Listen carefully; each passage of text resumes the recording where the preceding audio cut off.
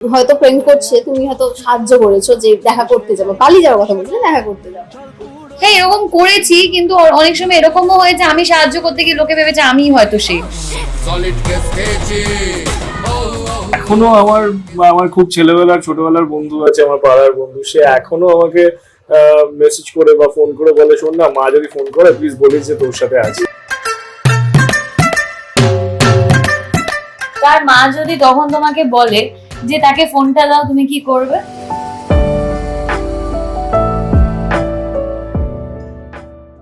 সংসারের সংকীর্তনে সেটে রয়েছি আমরা, আর যারা রয়েছেন পর্দায় নিয়মিত প্রত্যেকদিনই দেখছেন, তো একটু বলো, এমনিতে তো শান্তি বাড়িতে এসে একটা শান্তিপূর্ণ হয়েছেই, তার মধ্যে আরো একজনকে এনেছো।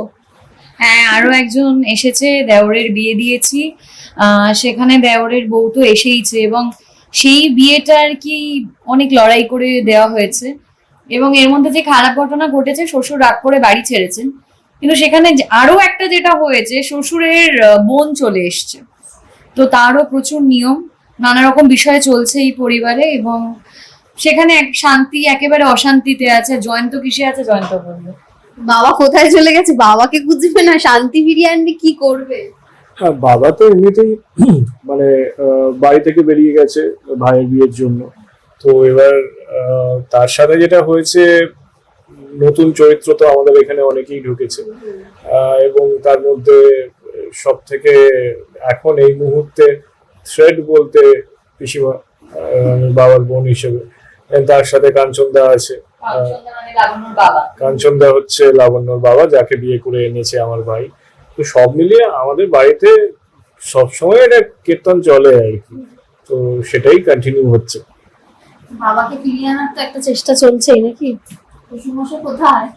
শ্বশুর মশাই রাগ করে দেশের বাড়ি চলে গেছেন, এবার উনি কবে ফিরবেন, কিভাবে ফিরবেন, শান্তি কি করবে, সেসব তো। লাবণ্য চলছে, আমরা শ্রীতমাদিকে দেখছি, এবং শ্রীতমাদির সঙ্গে তোমার দারুণ একটা মিষ্টি বন্ডিং, এবং এবার এই ধারাবাহিকে আসা মানে তো আরো একটু সারাদিন একটা কাজ বন্ডিং আরো স্ট্রং হচ্ছে।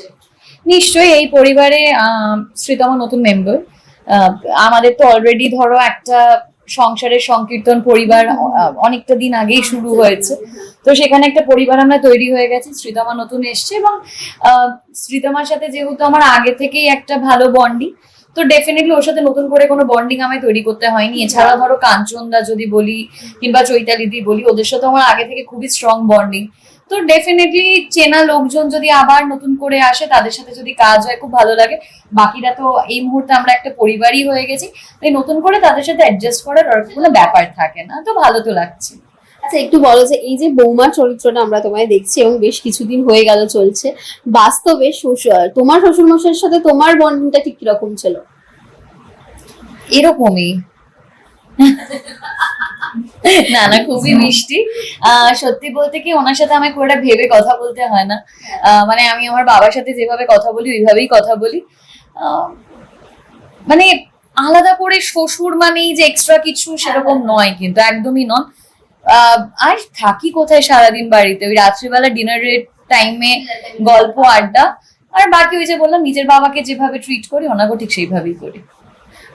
আমি একটু সভ্যতাকে জিজ্ঞেস করি, এই চরিত্রটা একদমই আলাদা, আমরা শুরুর সময়ও বলছিলাম একটা কমেডি আছে, তো একটু ব্যক্তিগত ভাবে আমি জিজ্ঞেস করি যে সারা দিনটা ধরো সভ্যতা কি খুব সিরিয়াস হয়ে থাকে নাকি একটু মজাটাও করে? মানে একটু ঢেকে নিয়ে এসেছি। না আমি এমনি ঢেকেছি। আমি সারাদিন কেমন থাকি সেটা তো মানে ওরা বেটার বলতে পারি না। সভ্যর যেটা আছে, যখন সভ্যর সাথে আমার প্রথম আলাপ হয়েছিল, কথাও কম বলেছে, তো যা হয় একটা শুরু শুরু, কিন্তু যত সময় গেছে ও কথা বলে, ডেফিনেটলি কথা বলে, কিন্তু ও কথা বলে খুব চেনা যাদের সাথে মিশে যেতে পারে তাদের সাথে কথা বলে, ও আনন্দ করে, ও মজা করে, কিন্তু আমি হয়তো ব্যাপারটা একটু লাউড, ও একটু হালকার উপর দিয়ে যায়, এই যা ধরনটা আলাদা। তো একটু বলো যে এখন পরিবারে কি চলছে, একটা নতুন এপিসোডও আমরা দেখবো, তো একটু হ্যাঁ বলো। শান্ত হয়ে এখন যা চলছে সেটা হচ্ছে, আমার ভাই নন্দ সে সবেমাত্র বিয়ে করে বাড়িতে এসেছে, যেটা আগেই বললাম, এবং বিয়েটাই আমরা দুজনেই মোটামুটি দাঁড়িয়ে থেকে অনেক কষ্টে দেওয়া হয়েছে, পালিয়ে পালিয়ে বিয়ে করেছে নন্দ। এবং তার বউকে নিয়ে বাড়িতে ঢোকা মাত্র বাবা বাড়ি ছেড়ে দিয়ে চলে গেছে। এবার সেটা চিঠি লিখে দিয়ে চলে গেছেন এবং কবে ফিরবে আমরা জানি না। এখন সেই অবস্থায় পিসিমা এখানে এসেছেন এবং তার সাথে আনুষঙ্গিক অনেক প্রবলেমস উনি নিয়ে এসেছেন আর কি। এবার সেটা নিয়েই আর কি গল্প, যে কিভাবে সংকীর্তন পরিবার নতুন অতিথিকে আপ্যায়ন করবে, না ভয় পাবে, না কি করবে আর কি। আর অবভিয়াসলি তার সাথে নতুন বৌমা বাড়িতে এসেছে, শান্তি এখন পুরনো বৌমা হয়ে গেছে বাড়ির, তো নতুন বৌমা বাড়িতে এসেছে, তো সে কিভাবে মানিয়ে গুছিয়ে নেবে এবং সে কি করবে আর কি। শান্তি এখন সিনিয়র বৌমা। আচ্ছা, সিনিয়র বৌমাকে কিভাবে হ্যান্ডেল করছে জয়ন্ত, আমি একটু শুনি। কারণ শান্তিকে সামলানো তো বেশ অশান্তিরই মনে হয়। আমি তো হ্যান্ডেল তো আমার করার কথা নয়, শান্তি হ্যান্ডেল করে জয়ন্তকে। আমি জয়ন্ত খুব একটা হ্যান্ডেল করতে পারে না, জয়ন্ত নিজেরই মানে হ্যান্ডেল নেই।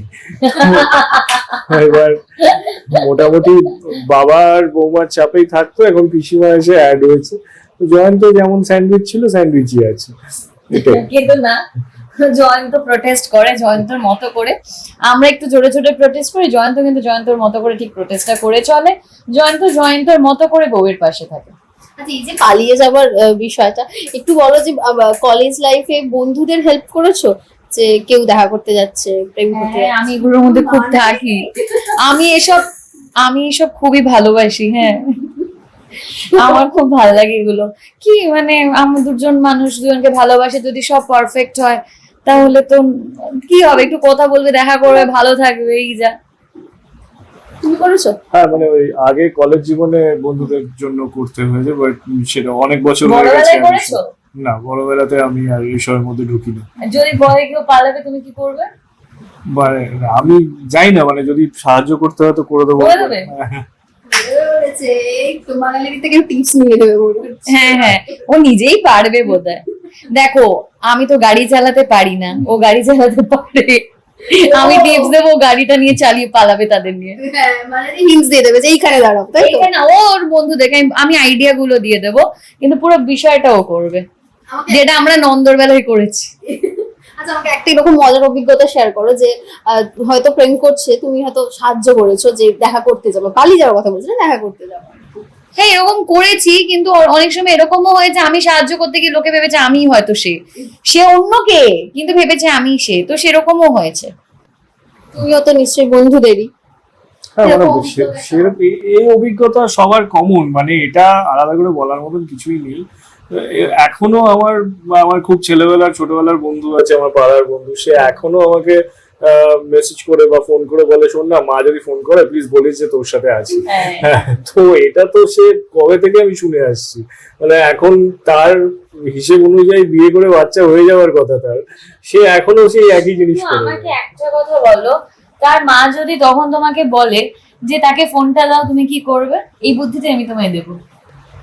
হ্যাঁ, দিয়ে দাও দর্শকদেরকে। তোমাকে দেবো, বলো কি করবে তুমি, বলো। ধরো তোমাকে বললো যে ফোনটা দাও, হ্যাঁ, পাশে আছে, ফোনটা দাও। সাধারণত হয় না সেরকম, মানে ধরো বললো। এটা ছোটবেলা থেকে এটা একটা ব্যাপার হচ্ছে যে আমার বন্ধুরা যদি আমার নাম একবার নিয়ে নেয় যে ওর সাথে আছি, তো যা আছে। ও সেম। তো এটা ঠিক। মানে হয় দলে একজনের নাম নিলে হয়তো আর বলতে হয় না। এখানে শুটিং এ হয়, ধরো আমি কিছু একটা করছি, সবার আগে ডিরেক্টর আমার নাম ধরে ডাকে, এই মানালি, হয়তো অন্য কেউ দুষ্টুমি করছে, হতে পারে ওখানে কথা অন্য কেউ বলছে, এমনও দেখা গেছে সভ্য কথা বলছে, কিন্তু কেস আমি খাচ্ছি। এটা হয় কিনা বলো? হ্যাঁ, হ্যাঁ, বলে। নন্দর আমি সবচেয়ে বেশি কেস খাই। আচ্ছা, বুদ্ধিটা দাও, দর্শকদের কি বলবে? বুদ্ধি আমার মনে কনফারেন্সে নিয়ে ফোন করা উচিত, মিউট রেখে। হ্যাঁ, নইলে কি করে হবে, না তো কঠিন, তাই না? কনফারেন্সে নিতে হবে, উল্টো লোকটা মিউট থাকবে, তো দুজনে কথা বলবে, ওকে ফোন দাও, হ্যাঁ দিচ্ছি কাকিমা বললে, তখন আনমিউট করে কথা বলবে, তখন এই মিউট হয়ে যাবে। ঠিক শিখলে? আপনারা শিখে গেলেন কিভাবে করতে হয়। ঠিক আছে, আমি এত মাথা কাটাই না সত্যি বলতে। ওর ইমেজটা আসলে এটা ঠিক, ওকে ট্রাস্ট মানে এমনি করা যায়, ও সত্যি গুড বয়। আমার মুখে এই দুষ্টুমির ছাপ আছে, আমি যে কি করবো আমি বুঝতে পারি না। যারা ইয়াং জেনারেশন দেখছে তারা নিশ্চয়ই শিখে গেছে, মানে এসব শিখবে না গো, আমি একদমই বাজে কথা বলছি, আর আজকালকার জেনারেশন কোনো কিছুই লুকিয়ে করে না, এটা সবচেয়ে ভালো কথা। ওদের যা করে সবই মানে বলে করে, তো তাই লুকোনোর কিছু ব্যাপার নেই। একদমই। তবে এই যে এখন যে সংসারের সংকীর্তনে কীর্তন চলবে এবং সেটা চলুক, তো দর্শক আরো নিশ্চয়ই ভীষণ মজার মজার এপিসোড দেখতে পাবে। তো শেষে তোমরা ওই যে দর্শকদের একটাই কথা বলবো, অনেক ধামাকা আসছে, অনেক কিছু হচ্ছে, নানা রকমের কীর্তন হচ্ছে এই বাড়িতে, কিন্তু সেসব জানতে গেলে অবশ্যই আপনাদের সোম থেকে রবি রাত 10টায় সংসারের সংকীর্তন দেখতে হবে।